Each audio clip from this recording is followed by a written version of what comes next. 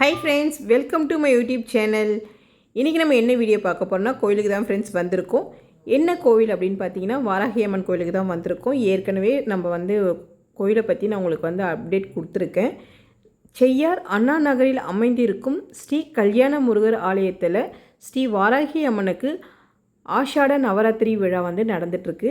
இன்றைக்கி பார்த்திங்கன்னா 3ஆம் நாள் விழா. சாமி பார்த்திங்கன்னா வாராகி அம்மனுக்கு குங்கும காப்பில் அலங்காரம் பண்ணியிருக்காங்க. ரொம்ப சக்தி வாய்ந்த வாராகி அம்மன். எந்த ஒரு வேண்டுதல் வச்சாலும் கண்டிப்பாக நிறைவேறும். நீங்கள் ஆஷாட நவராத்திரி விழாவில் 11 நாளில் ஏதாவது ஒரு நாள் கலந்துக்கோங்க.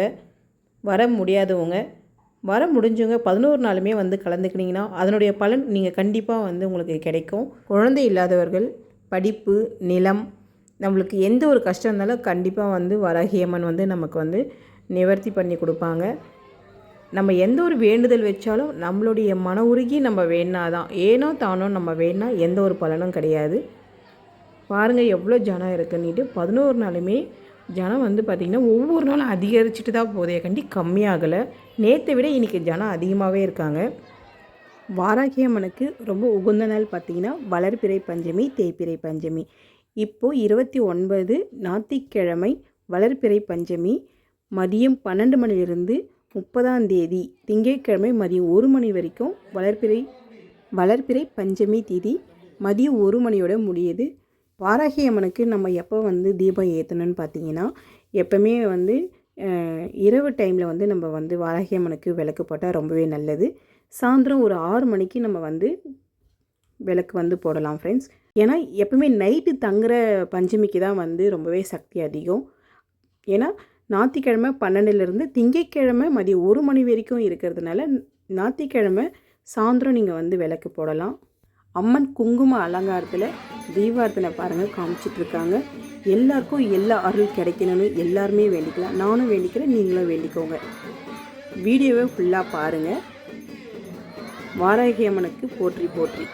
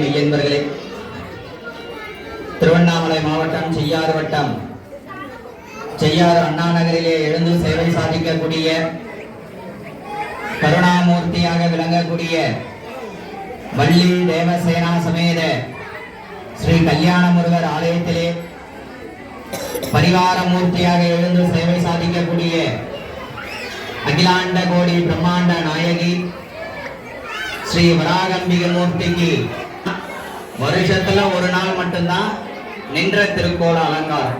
இன்றைய தினமானது அம்பாள் நமக்காக எழுந்து நின்று கோகிலாம்பாள் அப்படின்னு சொல்லக்கூடிய திருமணஞ்சேரி போனீங்கன்னா அந்த அம்பாளுடைய பெயர் கோகிலாம்பாள்னு சொல்லுவோம். அந்த கோகிலாம்பாள் கோவிலுக்கு போகும்போது பிரகாரத்தை சுத்தி வரும்போது பார்த்தேன்னா ஹேம மாலினி ஹேமப்பிரியான்னு ஒரு அம்பாள் இருக்கும். அதெல்லாம் யாருமே பார்க்கறது இல்லை. மூலவர் சுவாமியை நம்ம சரியா தரிசனம் பண்றது இல்லையா. பரிவாரமூர்த்தி வலம் வரும் பொழுது பார்த்தேன்னா இடதுபுறமாக மோகன பிரியா அப்படின்னு வச்சுட்டு இருப்பான். மோகனம் அப்படின்னா சந்தோஷம் அப்படின்னு ஆகமத்துல பொருள் உண்டு. அது போல காரமானது எழுந்து சேவை சாதிக்கிற தமிழ்ல சொல்லனா அம்பாள் வந்து 2 கையில கோலாட்டம் ஆடுறான். 2 கையில 2 குச்சியை வச்சுட்டு ஆனந்த தாண்டவன் சொல்றோம். எப்படி சிவபெருமானுக்கு ஆனந்த தாண்டவன் சொல்றோமோ அது போல நமது வராகியம்பி இன்றைய தினமானது கோலாட்டம் ஆடும் திருக்காட்சியானது இன்றைய தினமானது அம்பாளுக்கு விசேஷமாக திருமேனி முழுவதும் குங்குமமானது சாத்தப்பட்டு பல வகை புஷ்ப மாலைகளை தன் திருமேனிலே சாத்திட்டு நமக்காக எழுந்து சேவை சாதிக்கிறார். இந்த வருஷத்துல ஒரு நாள் மட்டும்தான் இந்த நின்ற திருக்கோலத்துல சேவை சாதிக்கணும். ஆகையால அம்பால கண் குளிர தரிசனம் பண்ணுங்க. இவ்வளவு நேரம் எதற்காக அலங்காரம் பண்றோம் நீங்கெல்லாம் பார்க்கணும். பொறுமையா ஒரு 10 நிமிஷம் தான், அவசரப்பட்டு யாரும் வர வேண்டாம். பொறுமையா இருந்தீங்கன்னா பொறுமையா பார்க்கலாம். அந்த அம்பாளுடைய அழகை நம்ம கண் குளிர தரிசனம் பண்ணணும். நம்மெல்லாம் ஆரத்தி பண்ணும்போது என்ன பண்றோம் கண்ணை மூடிட்டு தான் பாதி பேர் சுவாமி எனக்கு இதை கூட அதை கூடன்னு வேண்டோம். ஒரு கோவில்ல ஆரத்தி நடக்கிறச்ச கண்ணை திறந்து கண் குளிர அந்த கற்பூர தீபாரதனையும் தரிசனம் பண்ணணும். தரிசனம் பண்ணிட்டு பார்த்தீங்கன்னா எந்த ஒரு ஆலயமாக இருந்தாலும் அர்த்த மண்டபம் மகா மண்டபம்னு ஏதோ ஒரு மண்டபம் கட்டி வச்சுட்டு இருப்பான். நம்மளுடைய பிரார்த்தனைகளை எப்போ சுவாமி இடத்துல விண்ணப்பம் செய்யணும்னு பார்த்தேன்னா ஒரு ஆலயத்திற்கு வந்து அந்த சுவாமிக்கு அபிஷேகமானது கண்குளிர தரிசனம் செய்து அந்த சுவாமிக்கு சாத்தக்கூடிய அலங்காரல கண்குளிர முதல்ல தரிசனம் பண்ணணும். தரிசனம் பண்ணிட்டு ஆலய பிரகாரம் வலம் வந்து அர்த்த மண்டபம் மகா மண்டபத்தில் அப்பதான் உட்காந்து 1 நிமிஷம் கண்ணை மூடி நம்மளுடைய பிரார்த்தனைகளை சுவாமியோட பாதத்துல விண்ணப்பம் செய்யணும். ஆகையால இன்றைய தினம் குங்கும காப்பு அலங்காரம் சுமங்கலி பவான் சொல்லுவா. நேற்றைய தினமானது மஞ்சள் காப்பு, இன்றைய தினமானது குங்கும காப்பு. நேற்றைய தினமானது சாமிக்கு சாத்தப்பட்ட மஞ்சளானது எல்லாருக்கும் விநியோகங்க கொடுப்பாங்க. பிரசாதம் கொடுக்கும் போது அந்த மஞ்சளானது எல்லாருக்கும் கொடுப்பாங்க, வாங்கிக்கிங்க. நாளைய தினமானது என்ன பண்ணணும், குளிக்கிறச்ச மஞ்சள் தேய்ச்சி குளிக்கணும். இப்ப எல்லாம் யாரும் மஞ்சள் தேய்ச்சே குளிக்கிறது இல்லை. எல்லாம் இப்போ வந்து பவுடர் ஆயிடுது. அந்த மஞ்சளை தேய்ச்சி குளிக்கணுங்க. தேவி மகாலட்சுமி வாசம் செய்யக்கூடிய பொருள் தான் மஞ்சள். காலையில எழுந்தோடனே முதல்ல நம்ம உள்ளங்கையை பார்க்கணும். இப்ப என்ன பண்றோம், முதல்ல எடுத்தோடனே அலாரத்தை ஆஃப் பண்றோம், இல்லை செல்லை எடுத்து பார்க்கறோம். அப்புறம் எப்படி நம்ம கிட்ட லட்சுமி வாசம் செய்வான். ஆகையால அந்த மஞ்சளானது எல்லாருக்கும் விநியோகமானது செய்யப்படும். சுவாமியை பிரார்த்தனை பண்ணிக்கோங்க. அதுபோக 7ஆம் நாள் நவதானியம் என்று சொல்லக்கூடிய விசேஷமானது ஒரு அலங்காரம். வராக அம்பிகைக்கு மட்டுமே செய்யக்கூடிய ஒரு அலங்காரம் அந்த நவதானிய அலங்காரம். அந்த நவதானிய அலங்காரத்தை உங்களால முடிஞ்ச நவதானியங்களை வாங்கி கொடுக்கலாம். அதுபோக அந்த நவதானிய முளைக்கட்டிய பச்சை பயிரானது அன்றைய தினமானது அம்பாள் மடியிலே சாத்தப்பட்டு மறுநாள் அந்த பச்சை பயிரானது விநியோகமானது செய்யப்பட இருக்கிறது. உத்ராபாகம் இல்லாத தம்பதிங்க வந்திருந்த அந்த பச்சை பயிரை வாங்கி கொள்ளுமாறு ஆலயத்தின் சார்பாக கேட்டுக்கொள்கிறோம். அதனை தொடர்ந்து நிறைவாக 11ஆம் நாள் ஆஷாட நவராத்திரி நிறைவாக 11வது நாள் அம்பாளுக்கு எங்கும் கண்டிடாத அளவிலே சென்ற ஆண்டே 51 வகையான அபிஷேகம் 58 வகையான அபிஷேகமானது செய்யப்பட்டது. அதனை தொடர்ந்து இந்த வருடம் 108 வகையான திரவியங்களை கொண்டு விசேஷமானது ஒரு அபிஷேகம் செய்யப்பட இருக்கிறது. பக்தர்கள் தங்களால் முடிந்த அந்த அபிஷேகத்திற்கு உண்டான திரவியங்கள், பழங்கள், பால், தயிர் என்னென்ன பலன் பால் கொட்டினா என்ன பலன், தயிர் கொட்டினா என்ன பலன், மஞ்சள் கொடுத்தா என்ன பலன், அந்த திரவியங்கள் கொடுக்கும்போது என்னென்ன பலன்னு சைடில் லிஸ்ட்டு ஒட்டியிருப்பாங்க, பார்த்துக்கங்க. சரியாக 6ஆம் தேதி வருது ஞாயிற்றுக்கிழமை 9 மணிக்கு ஆரம்பிக்கப்பட்டு 12 மணி வரையிலாக அந்த அபிஷேகமானது குறைஞ்சபட்சம் 4 மணி நேரம் அபிஷேகமானது சீரும் சிறப்புமாக நடைபெற இருக்கிறது. ஸ்தாபன சன்னிதான சன்னிரோதன திக்பந்தன தேனகாலத்ரிய அனுஷமுத்திர மகரமுத்திர பாத்ய ஆச்சமனியம் தத்வா ஸ்நானாந்திரவ வேதகந்த புஷ்ப அக்ஷதை ஹலம் கிருத்ய புஷ்பைः சம்பூஜ்ய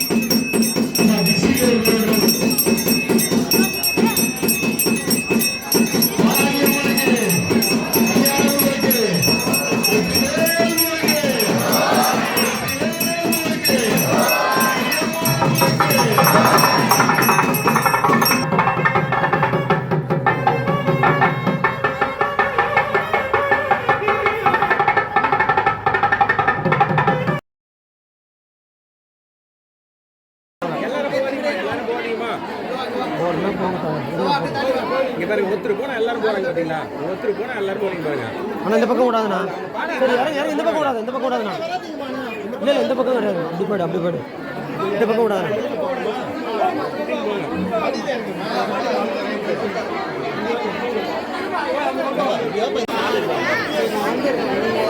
ஏய் வா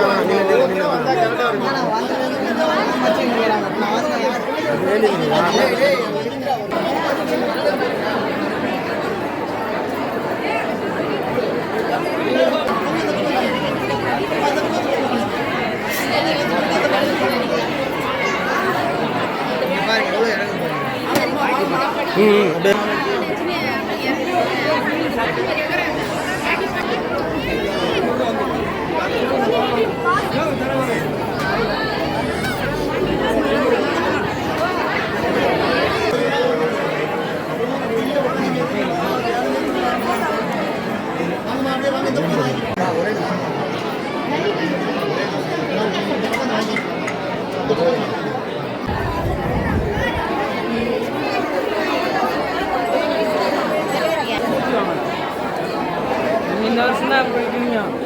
வருஷம் இதே தான் நடக்குது.